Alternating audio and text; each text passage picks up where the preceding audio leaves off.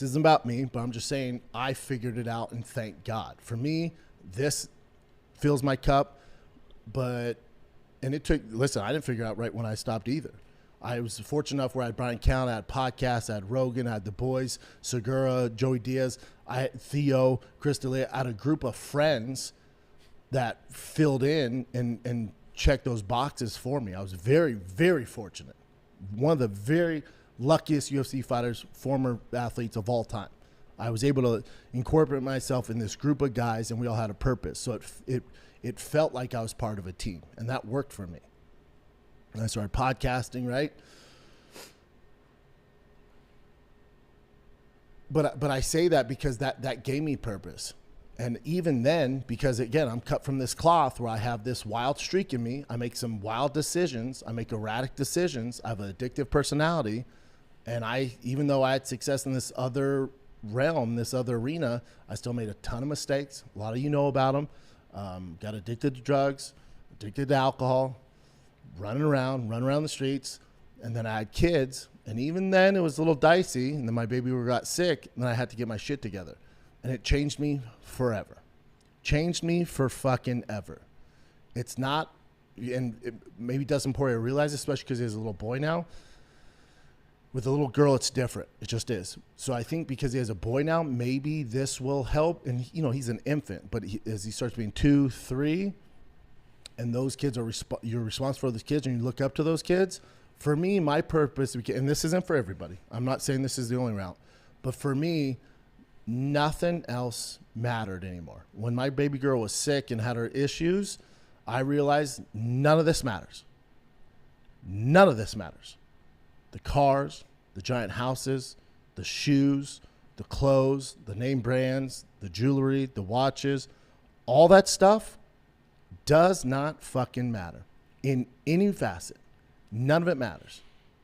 I do not care. If you notice how I dress now, not as crazy as I used to do. Sneakerhead, I have 4 sneakers I wear now.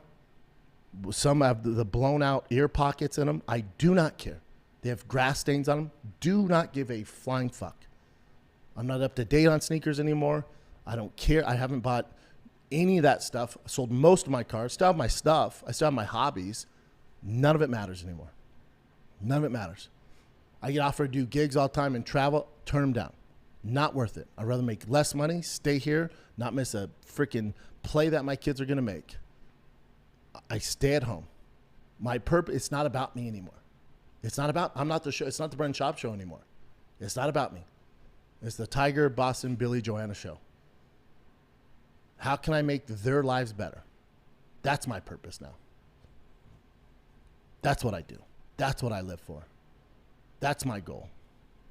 That's my why. That's my reason. Why do I wake up at 5 and work out? For them. For them. Do I like being strong and all this stuff? Sure. I do it to set an example for my boys. That's why I do it.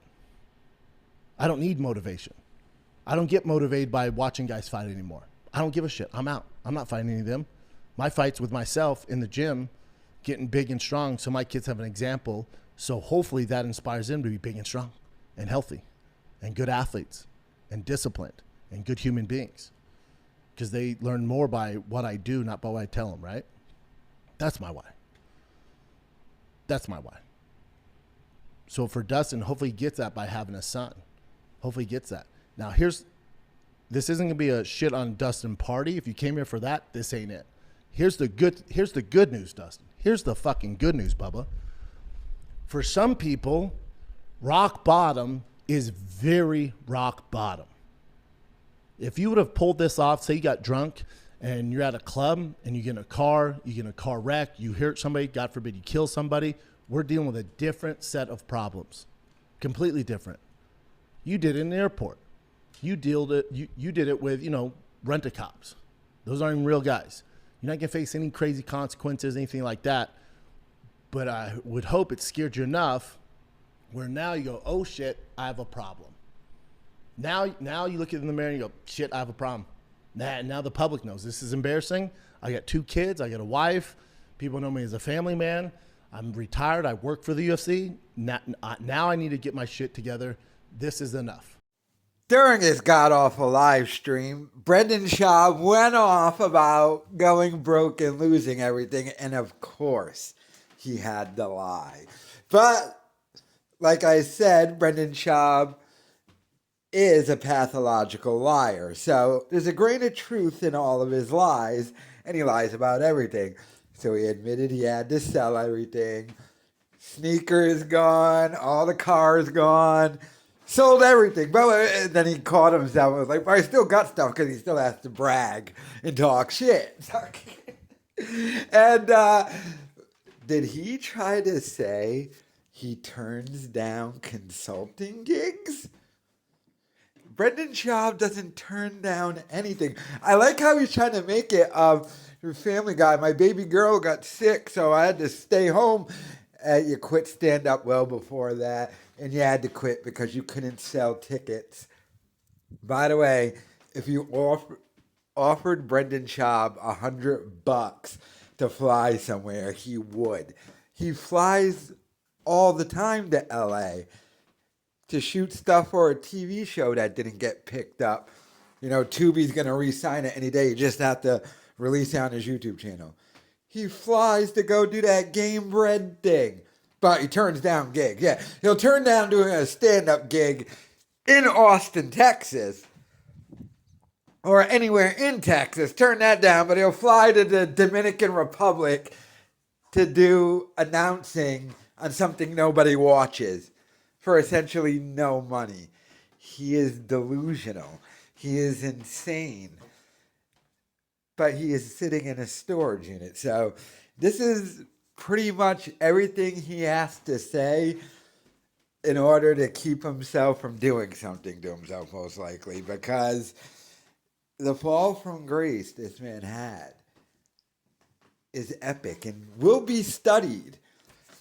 Long after this completely ends and the Schaub thing is completely over, it will be studied on what not to do. On how the ultimate bag fumbling this redact did. I just like we got an admission about some of this stuff, though. Still had to throw in some of the bragging now. Sold all my cars and everything, but I still got stuff. It's like, dude, it's public. We see it. Your new house doesn't have more land, but you initially just lied. You're like, new house, more land. This is the most pathetic thing ever. And then you got those two douchebags sitting across from him, Chin and Fake Landau, probably sitting there just like, in a storage unit. Ew. This is truly pathetic, though. But I just love the fact that he went off on this whole rant, admitting how broke he is and how he lost everything.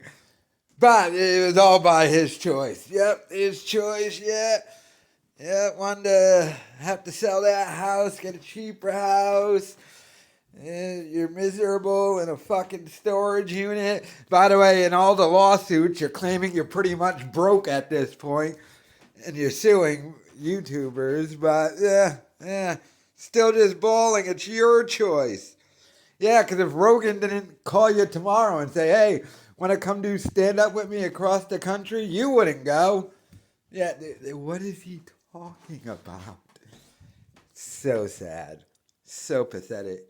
So Baba. Look at him in his soccer shirt. Ugh. But let me know your thoughts in the comments.